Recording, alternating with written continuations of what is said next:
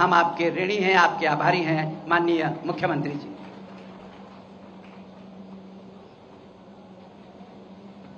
भारत माता की, भारत माता की।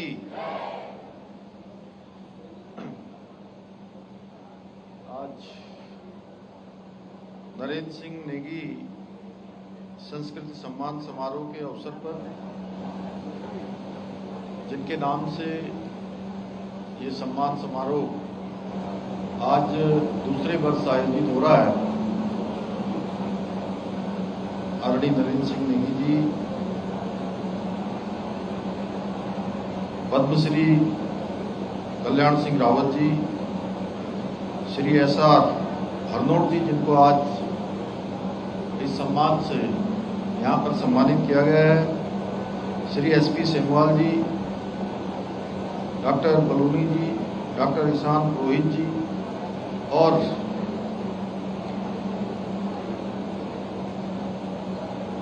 उत्तराखंड सरकार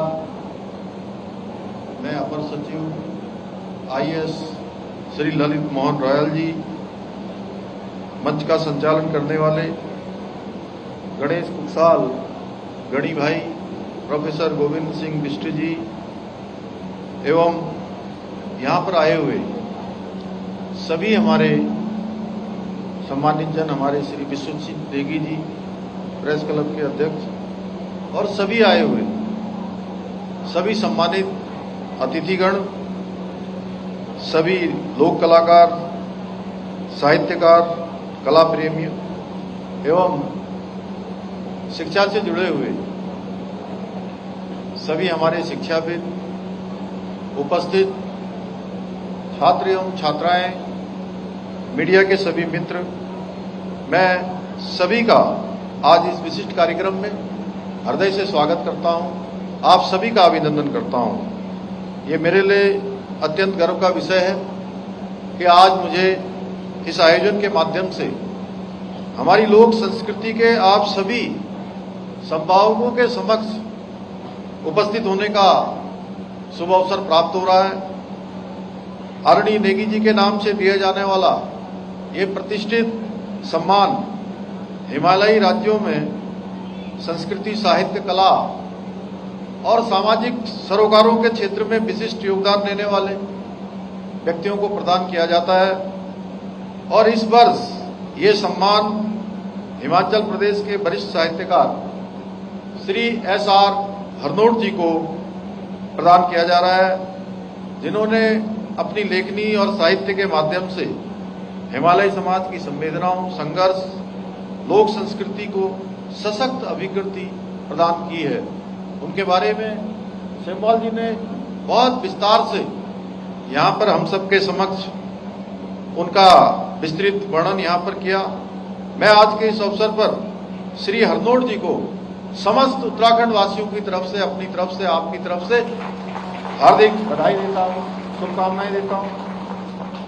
साथ ही मैं इस अद्वितीय आयोजन के लिए उत्तराखंड लोक समाज और समस्त आयोजकों को भी हृदय तल से उनका आभार व्यक्त करता हूँ। भाइयों बहनों, श्री नरेंद्र सिंह नेगी जी केवल एक लोक कलाकार ही नहीं है, बल्कि देवभूमि के ऐसे महान सपूत हैं जिन्होंने उत्तराखंड के जन जन के हृदय को छुआ है।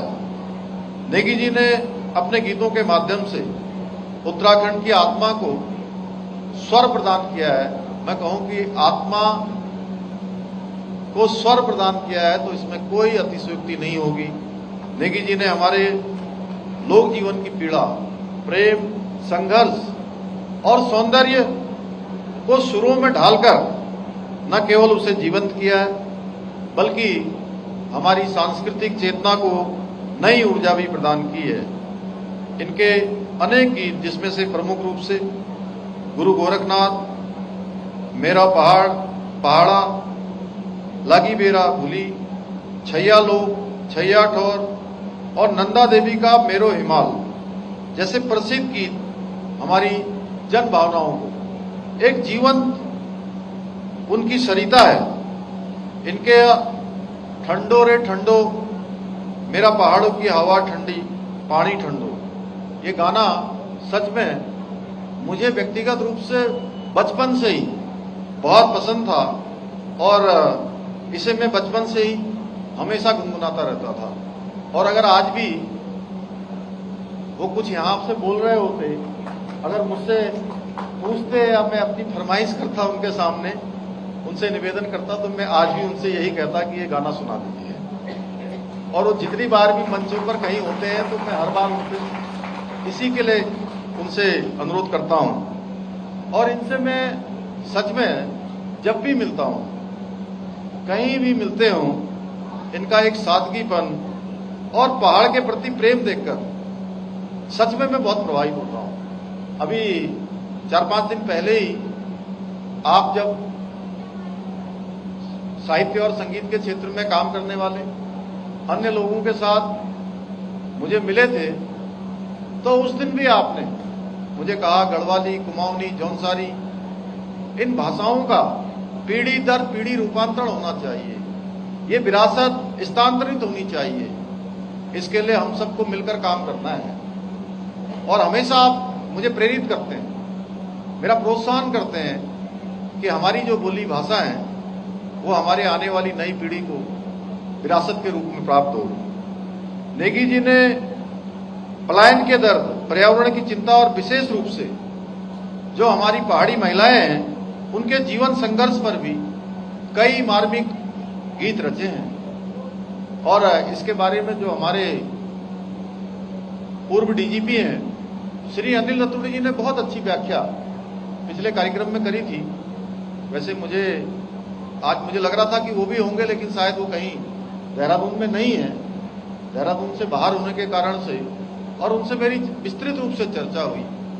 तब उन्होंने बताया कि किस प्रकार से जो पहाड़ की महिलाओं की संघर्ष गाथा है, उनके जीवन का संघर्ष, चुनौतियां हैं, उन सबको नेगी जी ने अपने गीतों के माध्यम से लोगों के समक्ष रखने का भी काम किया है।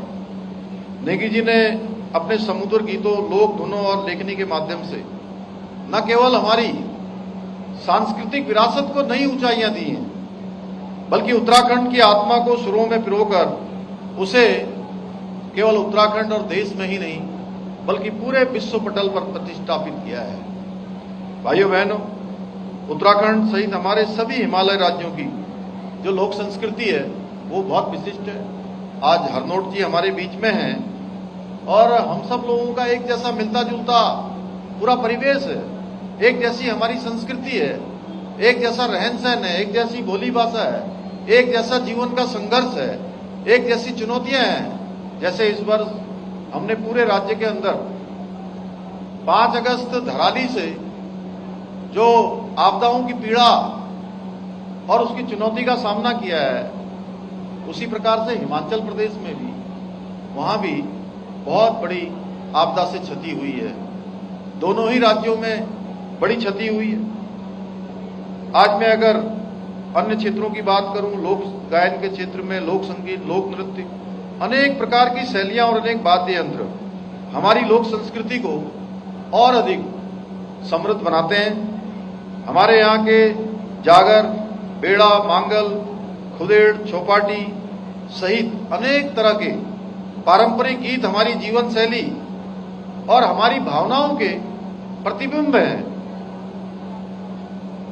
वहीं ढोल, दमाऊं, हुरका, मसाक, तुर्री, भंकोरा और हारमोनियम जैसे वाद्य यंत्रों से उत्पन्न मधुर धुनें इन गीतों को और भी जीवंत बना देती हैं। जब ये वाद्य यंत्र अपनी सुंदर तालबद्ध धुनों में स्वर देते हैं तो कोई भी उत्तराखंड वासी खुद को उस संगीत में रमने से अपने को रोक नहीं पाता है। मुझे अत्यंत प्रसन्नता की अनुभूति होती है कि आज हमारे युवा भी अपने लोक संगीत को पसंद कर रहे हैं और उसे आगे बढ़ाने का काम कर रहे हैं। आजकल हमारे बहुत सारे युवा अपना म्यूजिकल बैंड बनाकर उत्तराखंड के लोक गीतों को नए क्लेवर के साथ नई पहचान देने का भी कार्य कर रहे हैं। भाइयों बहनों, आदरणीय प्रधानमंत्री श्री नरेंद्र मोदी जी के मार्गदर्शन में हमारी सरकार उत्तराखंड की लोक कलाओं को संरक्षित और संवर्धित और समृद्ध बनाने के लिए निरंतर प्रयासरत है। हम प्रत्येक 6 माह में अपने प्रदेश के लोक कलाकारों की जो सूची तैयार कर रहे हैं, उससे हमें जहां एक और लोक कलाकारों को सत्यापित करने में सहायता मिल रही है, वहीं हम उनकी सहायता भी कर पा रहे हैं। इसी की सहायता से हमारी सरकार में द्वारा कोरोना काल में लगभग 3200 सूचीबद्ध लोक कलाकारों को प्रतिमाह 2000 रुपए की आर्थिक सहायता उस समय प्रदान की गई थी।